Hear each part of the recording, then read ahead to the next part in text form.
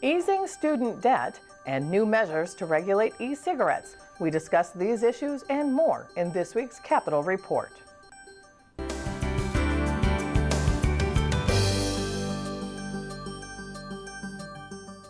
Hello, everybody, and welcome to this week's Capitol Report. I'm Julie Bartke. The 2014 legislative session had hundreds of new laws go through the books. Some of the high-profile issues will have their oversight by the Department of Health. Joining me to talk about some of those issues, we have Commissioner Ed Ehlinger. Thanks for joining us, Commissioner. We appreciate your time. Good to be with you, Julie. Commissioner, I want to begin with one, arguably the most high-profile issue this session from a policy standpoint would be the medical marijuana bill, and which is now law. You're not necessarily a proponent of it. You weren't during session, but is the final package one that you can support? Well, first of all, we speak about medical cannabis and recreational marijuana. They're two separate things. And certainly in my testimony initially on this was, we don't know enough about cannabis and its effects on people. We don't know its positive effects or its negative effects. We have not had enough studies. But it became real obvious that there was a public demand for some kind of approach to medical cannabis. So we worked with the authors to develop a bill that I think really put a good compromise together that allowed us to gather some information and make the medical cannabis available to people who really needed it. We'll get some information that'll help us in policy decisions down the road, and people will get the medication who really need it. Now, there seemed to be a real sense of urgency among these parents who are testifying at committee after committee, who brought in their small children who they believe could benefit from this. Do you find that sense of urgency within your department as well then to begin the implementation process? I know that there are set deadlines, but is there just like a sense of getting this thing going? Well, certainly there's a sense of urgency because the legislature said we have to get this program up and running within a year. And for a program of this complexity, that timeline is going to be really tight. We have to get growers, we have to get a distribution mechanism, we've got to get a registry system up and running, we have to do some quality assurance, we need to look at dosages and schedules. There's a lot of things that need to happen here. So there's a sense of urgency in terms of getting this program up and running. Certainly there's a sense of urgency for any person or group of individuals who have some kind of chronic condition or some condition that's causing them problems. So we do sense that there's a sense of urgency for the people who are going to be using medical cannabis, but also for a lot of other folks who we're constantly looking for ways to really meet their needs. Commissioner, let's move on to electronic cigarettes. The final bill essentially bans the use of them in schools.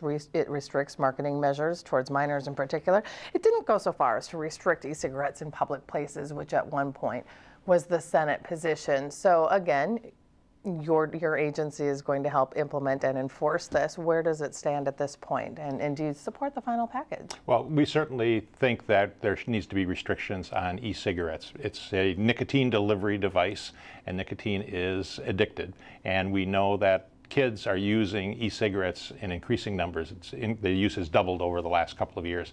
So we see this as a big public health issue. So putting restrictions on it, we would have liked to have seen the final bill be a little bit broader to include e-cigarettes along with all other kinds of cigarettes restricted in public places. We didn't quite get there, but they certainly have lots of restrictions on sales to minors, marketing, displays, promotions, those kinds of things. So I think this is a step in the right direction. Okay, Commissioner, let's talk a bit about something you testified on early in session.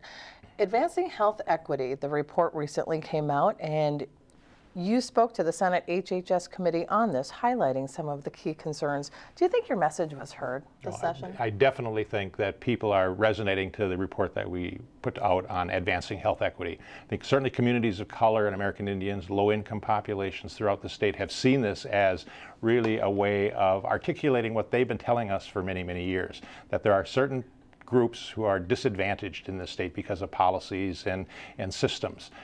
We labeled it as structural racism, and I think we've got a lot of response back saying, yes, that truly is there. And people heard us, the legislature heard us, and they gave us some resources that we had not even asked for. And I think they were really encouraged by the community coming forward saying that we need to look at physician workforce. We need to look at advancing health equity and the kind of data that we collect. And I think one of the biggest things that really is advancing health equity was the passage of the minimum wage. That was probably the biggest public health bill of the entire legislative session, because our data show that if you can increase income from the lowest quintile, the lowest 20%, to the second lowest quintile, or the next step up, you can increase life expectancy by almost 4 years. That kind of an investment at low income levels, and that particularly affects people of color and American Indians, has a huge impact. So minimum wage really is a public health policy, not just a jobs policy. So how would you take what the legislature did this session and build on that next session, given the opportunity? Well, now we've had 6 months of talking about our report. The legislature is really looking at different ways that they can move forward. The community is coming forward with lots of packages.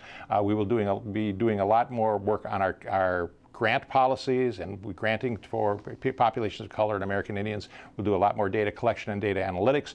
We will probably be putting out some more reports, like we put out an income and health report, which looked at minimum wage as a public health issue. We'll also we'll be looking at things like paid parental leave and sick leave, and how that impacts populations of color and American Indians particularly more than the white population. Any specific legislation that didn't pass last year that you might want to try to carry forward? I'm just thinking, for example, of the free breakfast for all program. That affects a lot of the lower income folks as well. Yeah, well, there's certainly a lot of things that we thought about, but this was an unsession. This was a short session, and so we really wanted to kind of hold back and do a lot of the unsession kinds of things. Like, we did the Local Public Health Act, which we got through, which is, most people won't recognize it, but it solidifies our relationship with the state health department, with local health departments. It's a really important thing for everybody in the state. Yes, there are lots of other things, but we'll just line them up for next year and go from there. And you're pleased? I'm very pleased. I think the last 2 years of this this biennium has been a great couple of years for public health. We got across a really good agenda. I think the people of Minnesota will benefit from it economically, but particularly in their health. Okay, Commissioner, we have covered a broad variety of topics here, and we appreciate your time. Thank you for coming in. Well, thanks for asking me.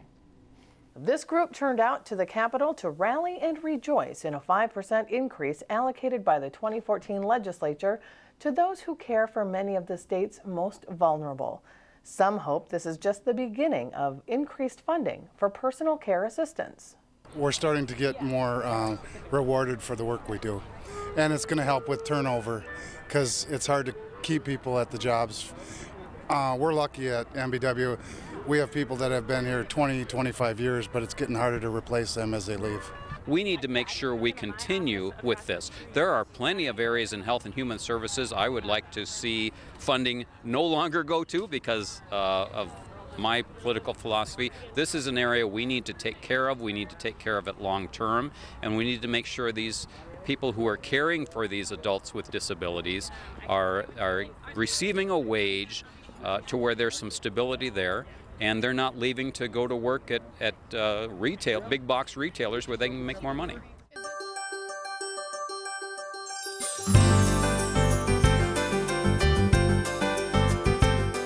The dust has barely settled on the 2014 legislative session, and yet the governor, the speaker, and Senate Majority Leader Tom Bach are already pointing to 2015 as being a transportation year.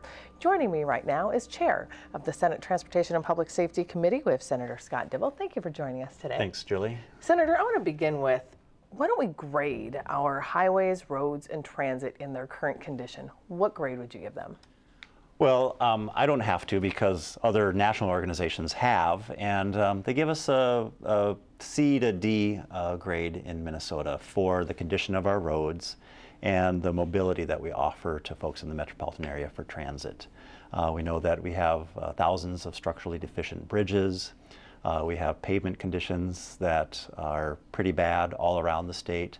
And then we just have this real inability for businesses to get their goods to market, to get services to market, for employees to get to work. We have a lot of problems. We have a good start on transportation. We have the 6th largest roadway system for the 12th largest population.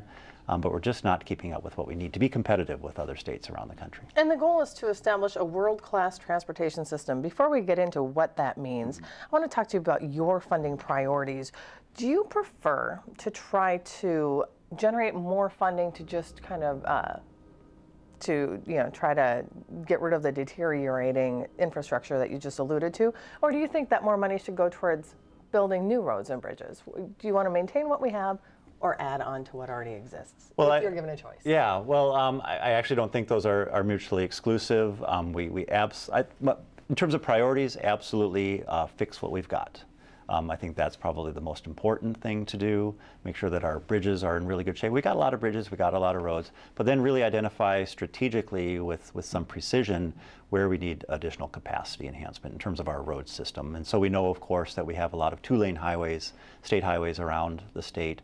Highway 14 is a great example across the southern tier of the state, Highway 23, et cetera, where just 2 lanes just doesn't cut it. We have factories that are queued up, ready to expand. We have businesses that want to grow in those areas, and they just can't get the goods out onto the highways in a safe manner to get them up to the interstates, to get them then to the metropolitan areas or to the railroad system, et cetera. And so we have the Corridors of Commerce program that we developed for that purpose to really identify those high impact, return on the dollar capacity improvements and safety improvements that we can strategically deploy around the state.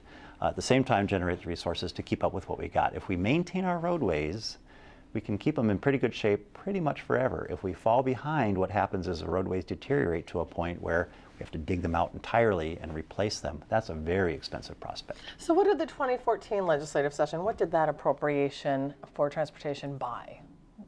Well, we did a couple of things in both 2013 and 2014 to really set us up for a significant step forward in 2015. We passed these significant funding packages of transit and roadway improvements that just didn't quite make it all the way. And so we really set up a lot of momentum, made the case both on a policy level and a political level. The funding bills that we did pass, both in 2013 and 2014, we were able to deploy some additional resources in terms of bonding out of the Trunk Highway Fund, some general fund bonding. But we know that bonding, of course, is borrowing money from existing resources that you pay back over a period of time. We didn't really generate any new resources. We reprioritized, we established the Corridors of Commerce program, put some significant dollars in that, but we're kind of at the upper threshold. We're able to fund a couple of dozen of these Corridors of Commerce projects. We have over 100 that requested money for those purposes. Now, you did request about $1 billion proposal in 2014. It never really gained a whole lot of traction, as you just stated. As you look into 2015, what kind of proposal do you hope to introduce? Will it mirror that, or are you looking at other ways to fund transportation during the interim? Well, I do have to say it passed off the Senate floor, so that was pretty exciting. We just couldn't quite get it finished in the House and conferred to the governor, but we created quite a bit of momentum. And so people are pretty excited that we're queued up and poised and ready to make these investments. And yeah, look to the 2013 bill or the 2014 bills that passed out of both the Senate and the House committees and went on to their next stop, and then that's where they kind of got parked. But yeah, it would be raising a little bit of money on what we call a sales tax on gas, as opposed to the per gallon gas tax that we're familiar with. It would be a sales tax that would be collected at the wholesale level. That has the benefit of raising some additional dollars, of course, but then kind of like the sales tax that we're familiar with, it kind of expands with the economy, expands with inflation, becomes more sustainable, doesn't lose so much ground to inflation, to population growth, to fuel efficiency, that sort of thing. It's a more sustainable source of funding for our road system, and then put some additional dollars via the sales tax in the metropolitan area for transit purposes. As a senator, I have to ask, many would argue that transportation has been underfunded for the last, say, 20 years. How optimistic are you that you can come back from that and that you can establish a world-class transportation system within the next few funding cycles? Well, it's all about engaging with the people of Minnesota and the major stakeholder groups, businesses, labor, local communities, and the like, the academic sector, all sectors across the entire state, and really engaging in that that big conversation and creating a tremendous amount of momentum and buy-in about the importance of transportation as a key foundational investment in the success of our communities, of our families, of our businesses, of our overall economy, to create opportunities for Minnesotans. And I'm very optimistic, because I think we've come from being totally out of the conversation to the governor, of all people, saying in his State of the State speech, the next major effort that the state has to undertake is a substantial new investment in our transportation infrastructure and our transportation and transit system, so that we create those opportunities for the state. That's a pretty strong call to action when the governor sees fit to include that in a State of the State. We have the majority leader of the Senate, who we know, of course, will be in place next year, because the Senate isn't undergoing election, and hopefully we'll have the same Speaker of the House, all three saying that this is an important thing for us to do. Okay, Senator Dibble, we hope to get you back closer to session and have you actually describe what you think is a world-class transportation system. Great. So until then, thank you very much for coming in. Thanks, Julie.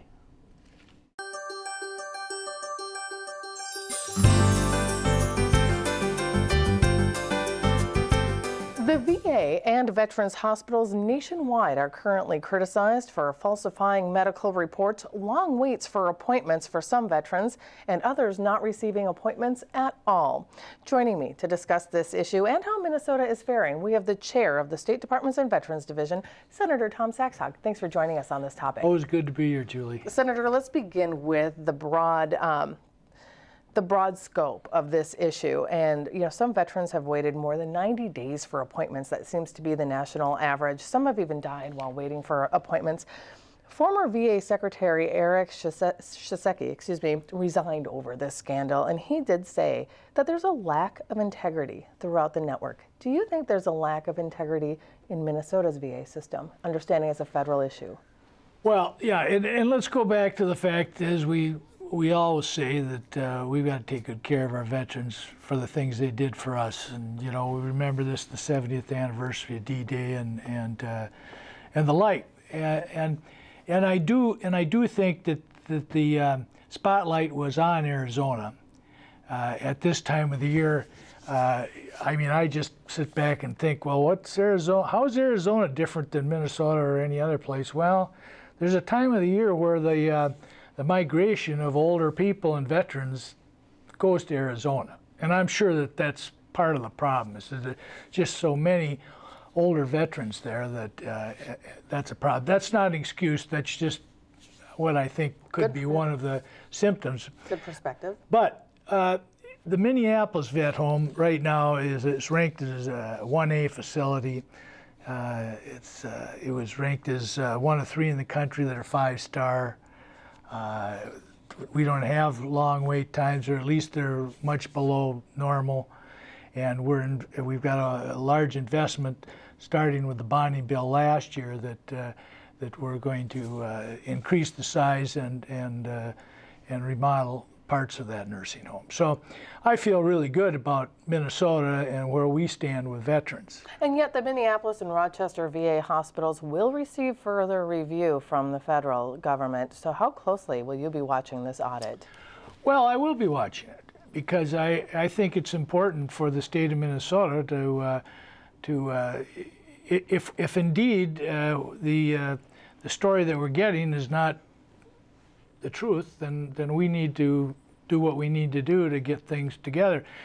The other thing that I've got to say, though, is that we passed this $19.9 million renovation bill out of our bonding bill. We've yet to see the federal money. That's kind of a symptom of what's happening nowadays, too, is that Washington doesn't function the way Minnesota does. We put out $20 million, saying that we're waiting for that match, and we haven't received the match yet. And so given that, Senator, overall, what do you think is your role and the role of the state in trying to resolve some of this crisis? What can we do here? Well, one of the things we did this year in the legislature is we appropriated $250,000 to do up to 5 grants to do nursing home studies in communities throughout the state for possible needs for veterans housing. We're trying to come up with, and the second thing we're really trying to do in Minnesota is in rural Minnesota, sometimes it's very difficult to get to a veteran's home. You know, even when you're on the waiting list, you can have a snowstorm. I mean, it's a long drive. And sometimes there isn't transportation available, and these vets can't drive. So we're looking to make it easier, and this was mentioned on the federal level too, easier for local hospitals if they need to treat veterans, and for veterans to be able to go to local hospitals. And that was actually my next question. Is that a proposal you would support, to let veterans seek their any kind of medical attention they need outside of the VA system?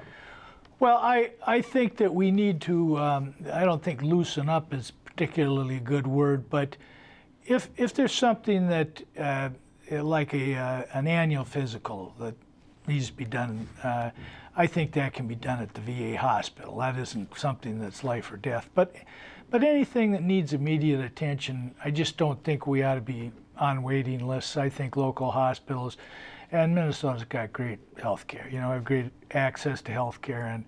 And so I think that the current Veterans Administration, veterans leadership in the state of Minnesota feels this is one of their top priorities.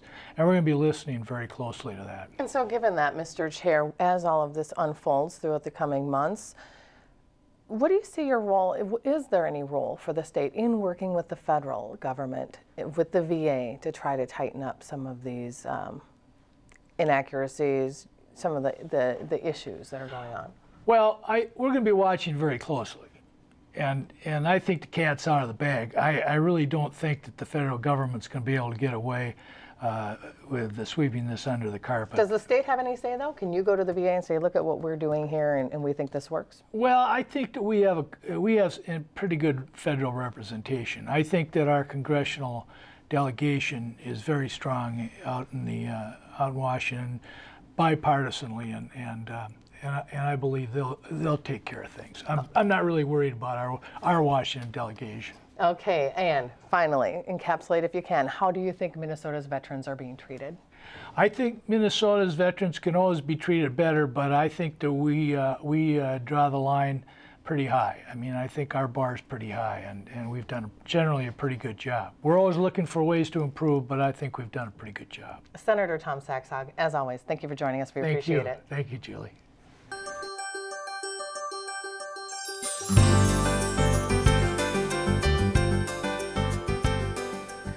Last year, student loan debt in the United States topped $1 trillion, and that number is expected to increase. Joining me to discuss this trend, we have the chair of the Senate Higher Education and Workforce Development Committee, Senator Terri Bonoff. Thank you for joining us today. Thank you, Julie, for having me. I want to begin with a statistic, and more so, as recently as just Monday, the president signed an executive order expanding a current law where borrowers pay no more than 10% of their monthly income to payments for student loan debt. And the federal government will renegotiate with federal loan providers to try and lower some interest rates. The U.S. Senate has even a more expansive program that it's trying to get passed. So this warrants a bigger question, in my opinion, Senator. Is this a state or a federal issue to try to reduce student debt? I think it is a federal issue and a state issue. I think it's one of the most pressing issues of our time when we say that the student debt is actually greater than credit card debt. And it's a burden that I think our new emerging young people coming out of education cannot afford to bear, that we will pay the price of that as a society and as an economy. And so just for example, last session, that was one of our 3 things we wanted to accomplish, is lower the debt for our students. And so we passed a bill that said the Office of Higher Ed has to come back to us in this next session with a plan to refinance student debt to the state's credit rate. So for example, they could go from 8% down to 3% by next June in Minnesota. So Madam Chair, historically speaking, public colleges and universities get nearly all of their revenue from state and local funding, tuition, and fees. Now, given the budget constraints nationwide, do you think that this funding formula is sustainable? I don't think it's sustainable. I think we have to find new models. So again, hearkening back to what we did this session, I'm proud to announce the launch of a project we're calling the Pipeline Project. Pipeline stands for Private Investment, Public Education, labor industry experience. We used as an example the Buehler Corporation in my district. They're a manufacturing company that is based in Europe, opened a North American office here in Plymouth, Minnesota. They interviewed high school students, picked 3 high school students right off the bat, put them in Dunwoody for 3 years. They're paying for them to go to Dunwoody, learn what they want them to learn, work at their company. They're paying them to work at their company, and when they're done, they will have jobs at Buehler. They've done this now 3 years in a row. They've got 3 cohorts. It's working. So what our new legislation says is that in 4 emerging industries, agriculture, IT, advanced manufacturing, and health sciences, we're going to create industry councils that are going to say, what do these kids need to learn for a 2-year degree, for a 4-year degree to hit the ground running?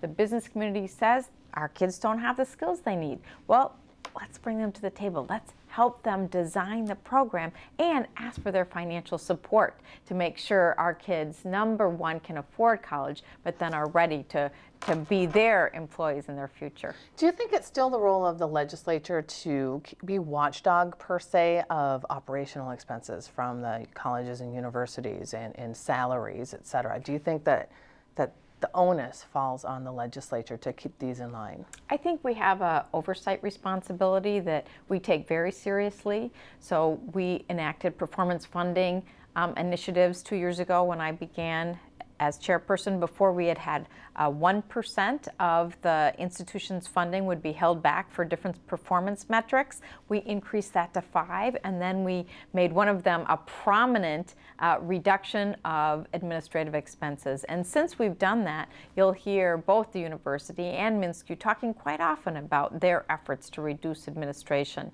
And they would have done that, I think, regardless, but I think having that partnership where we are saying we're accountable to the taxpayers to make sure any dollars we spend are going to the best possible place, which is the classroom and the student. Or in the university's case, they have a 3-pronged mission to research as well and their community mission. Where do you think the true emphasis needs to be in trying to ease students' debt? Do you think it needs to be on the interest rate of these student loans? Do you think it needs to be in keeping tuition low? Where do you think the focus should be? I think, first of all, we should look at the overall cost of higher ed. I think it's too expensive.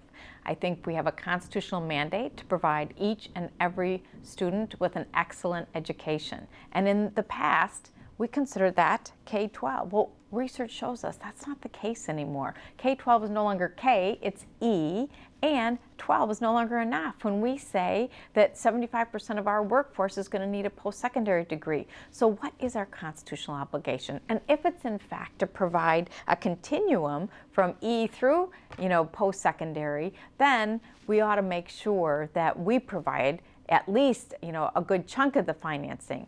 So I think we have to examine that model, and as I suggested, perhaps one approach is to bring industry in as a financial partner, not just as somebody who's saying, where's my workers? Perhaps we need to find other ways to have hybrid delivery of higher ed, a combination of the online, the MOOCs, the classroom experience. I think everything has to be on the table. Okay, Chair Bonoff, we're out of time. We will pull you in closer to session and talk about your initiatives in 2015. Thanks for joining us today. Thanks very much. It's now easier to stay in touch with activity at the state capitol. Senate Media Services is on Facebook, YouTube, and Twitter. Find the links on our homepage. So follow us and follow the Senate.